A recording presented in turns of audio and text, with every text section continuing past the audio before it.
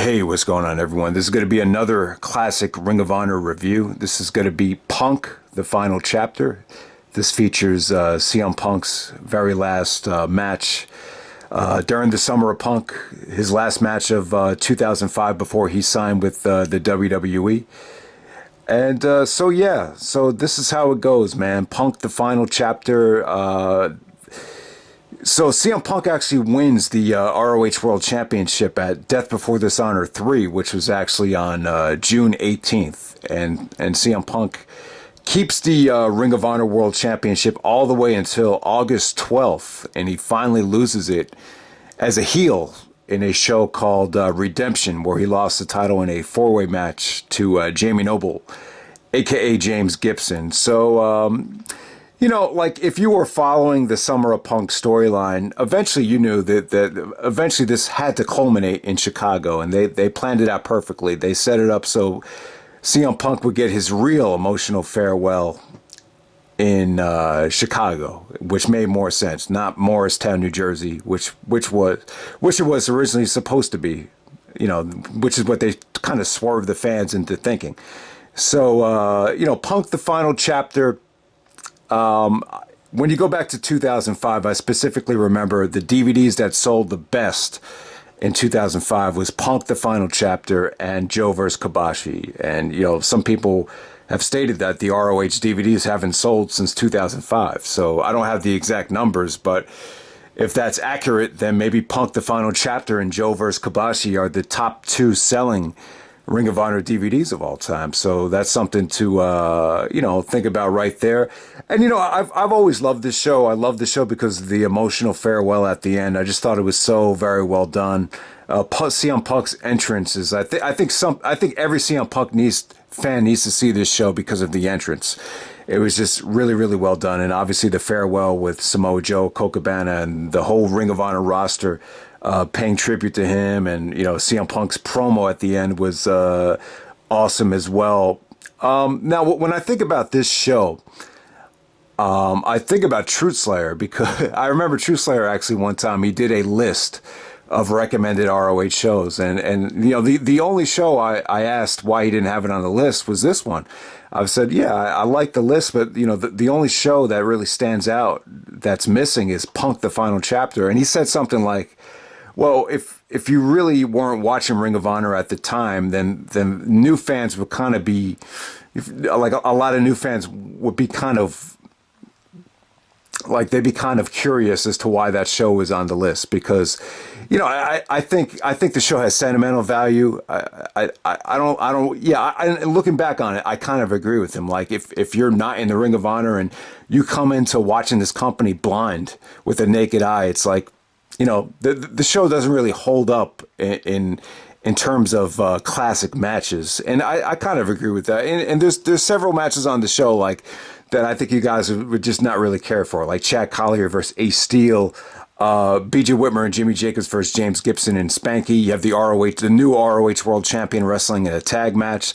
So yeah, I mean the show from top to bottom, it doesn't scream must see, but I would say that for historical purposes, and basically the show is paying homage to the most important wrestler in Ring of Honor history, the Ring of Honor legend, CM Punk. So I would definitely say that. Yeah, it's not a classic show in terms of matches, but for my personal taste, it's a classic show. You could argue that it's an amazing show because of the historical and emotional value that's attached to Punk, the Final Chapter, which is a great name. I love the title.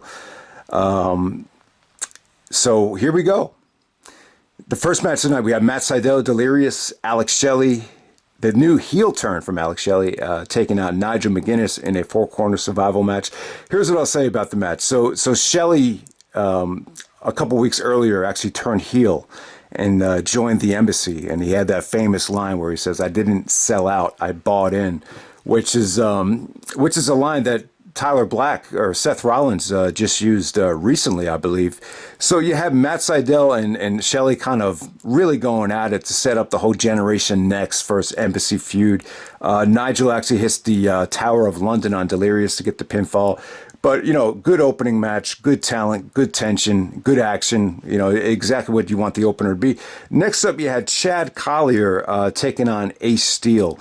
And so Ace Steel is actually CM Punk and Colt Cabana's trainer. He's the guy that really broke him in.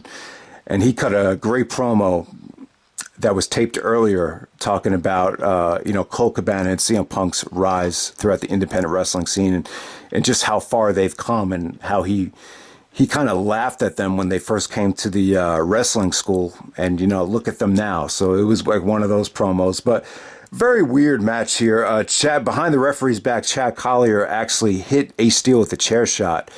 And Ace Steel does one of the biggest blade jobs in ROH history where there's just like a pool of blood as Ace Steel passes out.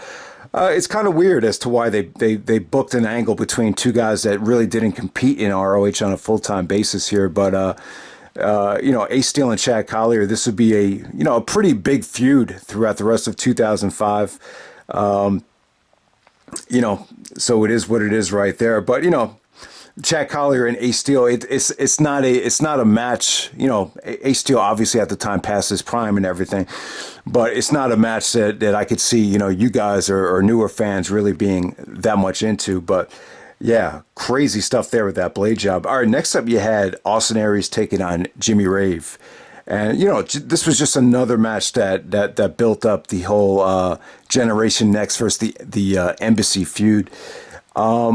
Think about it. Jimmy Rave had a lot of good opponents here. And, this was kind of like the new direction for Austin Aries. Since Aries lost the belt, they had him in a couple of, singles matches. He lost some title matches to Samoa Joe. And so, the whole Generation Next and Embassy thing, this would be a big, faction type of feud leading into the end of 2005 before Aries and Strong won the tag team titles.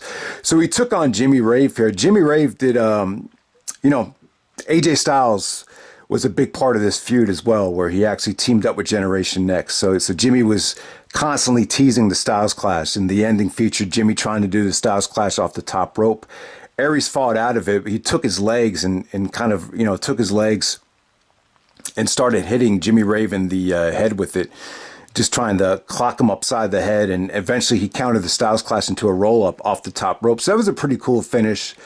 But, when you look back on it, Jimmy Rave had a lot of really, really good opponents because he was a heel, and you just had a lot of, all-star baby faces to work with in Ring of Honor at the time. All right, so next up you had Samoa Joe teaming up with Jay Lethal to take on Low-Ki and Homicide. All right, this was awesome. This is actually voted one of the top 10 Ring of Honor matches to ever take place in Chicago, made the top 100 ROH matches list. It was a awesome match right here. It ended up in a DQ, but the post-match was just so good that, this will go down as one of Samoa Joe's best moments ever. Just what he did here. So basically, the match featured Joe beating the shit out of Homicide for most of the match, and then when Low-Ki was in the ring, he was beating the crap out of Jay Lethal for most of the match. Low-Ki and Lethal went at it hard here. I don't know what they must have had some sort of history. It just felt like Low-Ki wanted to teach Jay Lethal a lesson. There was even a spot in the post-match brawl after it ended in a DQ where Low-Ki actually does the double stomp off the bleachers onto Jay Lethal's sternum. So that was crazy. And then, Joe just was, he took Homicide and was just tossing him everywhere.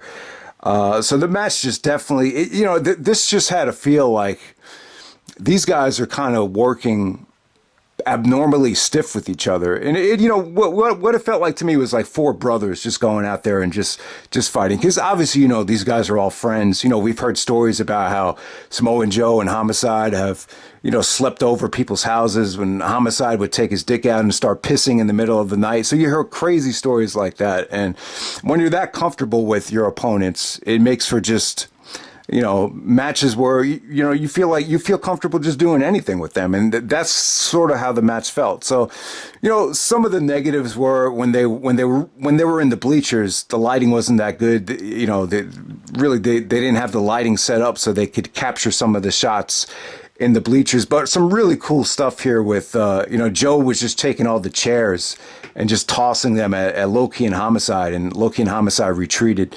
So, the match ends with Samoa Joe holding up a chair like it was the championship. So, yeah, I mean, this was the best match of the night. It was just, this is one of the most intense tag matches I think Ring of Honor's ever done. All right, so next up, BJ Whitmer and Jimmy Jacobs taking on James Gibson and Spanky. In the beginning of the show, James Gibson is the new ROH champion. He just beat CM Punk the night before, and then Spanky comes out to challenge him. It was like a nice friendly challenge. But in this match right here, Spanky actually turns on James Gibson, hits him with the sliced bread number 2. Gibson goes down. BJ Whitmer, Jimmy Jacobs, this was during their friendlier days when they were on good terms. And, their offense was really cool. BJ would actually use Jimmy Jacobs as a weapon for a lot of their spots. Like BJ would actually power bomb Jimmy into James Gibson, stuff like that. But James Gibson's ROH World Title victory was very well received. I really should do a solo review of Redemption because the show was that good. But yeah, man. This tag match was, all about building tension between James Gibson and Spanky. You've seen Jamie Noble and Brian Kendrick on Velocity and the WWE and the Cruiserweight division. And, they both found themselves out of a job by the time you get to 2005. I don't think anyone's ever went back and forth from the WWE to the Indies as much as Spanky, or Brian Kendrick, whatever you want to call him. I mean, how many ups and downs has he had from 2002 in ROH to 2003 on SmackDown to 2005 back in Ring of Honor to 2008 as the Brian Kendrick, and back in Ring of Honor for the 8th anniversary show, then back at WWE for the Cruiserweight Classic. So yeah, man, Spanky's got to have the record for most back and forths between the Indies and WWE. And next up, we have Matt Hardy taking on the MVP candidate Roderick Strong for 2005. Matt Hardy got a mixed reaction here. There was a lot of people that were upset that he went back to the WWE after trashing the WWE. But hey, you know what? Looking back on it, what's he supposed to do? Honestly, Matt Hardy had a chance to be involved with, the best, arguably part of one of the best feuds in pro wrestling history with Edge. He had so much momentum. Was Matt Hardy not supposed to come back? I understand it. Why would you go back to the company that just fired you and treated you like shit? But, the WWE admitted that they fucked up and they brought Matt Hardy back. And, this was in the middle of Matt Hardy's best run of his career. So he had to go back to the WWE, but he's still committed to ROH. His last show was Punk the Final Chapter, where he would take on and put over Roderick Strong. Yeah, so this is why Roderick Strong is an MVP candidate, because Matt Hardy had one of the reasons why, Matt Hardy had 3 matches in ROH, and the best match by far ended up being against Roderick Strong. Another match here that was actually voted one of the top 100 Ring of Honor matches of all time through the first 100 shows. So, Punk the Final Chapter has a couple of 4-star matches, and it's not like it doesn't have any great matches. It's just not as well-rounded as, say, a show like Manhattan Mayhem or shows like that. But yeah, some good storytelling here. I thought Hardy looked really good back in 2005. There was, he sold Roderick's chops great here. When Roderick chopped Matt Hardy, it seemed like Hardy didn't expect Roderick to chop that hard. So he had a reaction like, oh, motherfucker. And there was actually a part where Roderick was about to chop Matt, and he hit the ring post. You've seen that time and time again, but this must have been one of the first times where they've done it. Then Matt Hardy starts working on, Roderick's hand. Eventually during the match, Roderick was doing a lot of great backbreakers to Hardy. Hardy was selling his back pretty hard. Then when Matt went for the twist of fate, Roderick countered that into a backbreaker on the neck, which came off really, really good. And, Matt Hardy tried to hit a couple of TKO bombs. Couldn't put Roderick away. Then eventually Roderick does a beautiful counter into a roll-up to get the pinfall there, and both guys shake hands. So yeah, definitely this is the best match that Matt Hardy had in ROH, and he put over, Roderick Strong. This is the first match where he really changed his ring attire. He was coming into his own. He was getting better each and every show. And yeah, so Roderick Strong is definitely a MVP candidate in 2005, and it's because of matches like this. And then the main event, you have CM Punk versus Colt Cabana, 2 out of 3 falls match. You know, Punk and Cabana, their best stuff did not happen in ROH. You know, they had a couple matches in 2002, which are pretty much like tryout matches to a degree. But, you know, they really made a name for themselves on the indies in IWA Mid-South. They talked about even some of the matches they had in Minnesota. So their best work probably wasn't in ROH. And it's a shame that they never had a serious feud in ROH. You know, when you think about Punk and Cabana in ROH, you think of them more as a tag team or more of them as friends.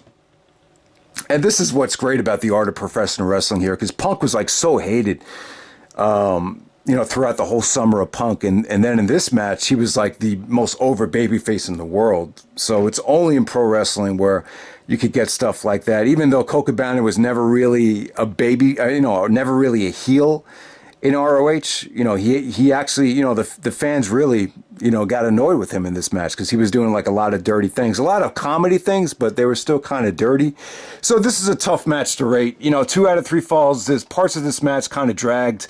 You know, they were trying to sell it on commentary like, oh, it had such a sad atmosphere, and that's why the crowd is really not that into it. But you know, they did some pretty creative things out there. You know, Punk and Cabana, they're so comfortable with each other that you saw Punk try a lot of different things like reverse Rana, which didn't look pretty, but, you know, I don't think I've ever seen Punk do a reverse Rana. They did an inverted DDT off the top rope, which, you know, Gabe actually screamed, "Dangerous!" So you saw some good things. You saw some, you know, sloppy things, but, you know, the match is still pretty good, though. Is it the best match of the summer of Punk that Punk had? No, I'd probably say it probably was the worst, but you get this DVD because of CM Punk, though. You know, the entrance, he finally went back to using the Miseria Canter AFI. What was it? AFI? Is that the name of the band? That's definitely CM Punk's best theme, and it was great. You know, they were actually showing highlights of CM Punk's career with Colt Cabana as a tag team. When Cabana hugged CM Punk after defeating Jimmy Rave, when CM Punk secured himself the WWE contract, you saw Cabana hug Punk, and it just, the highlight package with Punk's theme music, it just worked very, very well. It was very emotional. CM Punk actually came out to a different theme here. This might have been like one of his personal favorite songs. I can't remember the name of the song, but he only used it once. And he came out, he was crying. So the CM Punk entrance was great. The farewell was awesome with, you know, Cabana pouring the Pepsi on CM Punk's head to celebrate. You know, you saw CM Punk and Samoa Joe embrace, and then Punk cut a great promo to finally put an end on his ROH tenure here. You know, so this actually was not CM Punk's last ROH show. It was actually had Unscripted in 2006. Because of a snowstorm, and I think it was like Long Island or something like that. And that's when the fans were chanting "fuck the refund." They said, if you're disappointed with our special attraction because of the snow, we'll give you a refund. And as soon as Punk came out, fans were chanting "fuck the refund." So that was actually CM Punk's last ROH show. Officially, you know, gave him a chance to say goodbye to the East Coast. So that was pretty cool. But yeah, Punk the final chapter here, man. Yeah, I mean, for CM Punk fans, I mean, it's just a historical show, and it's a show I think everyone needs in the collection. But, you know, like True Slayer said, from a match quality standpoint, it doesn't really hit classic status when you come into the show from the naked eye. But yeah, that's pretty much it, guys. Hope you enjoyed the video, and, you know, I wanted to do this review before WrestleMania for obvious purposes, because you never know. Maybe this might get someone's attention, but we'll see. All right.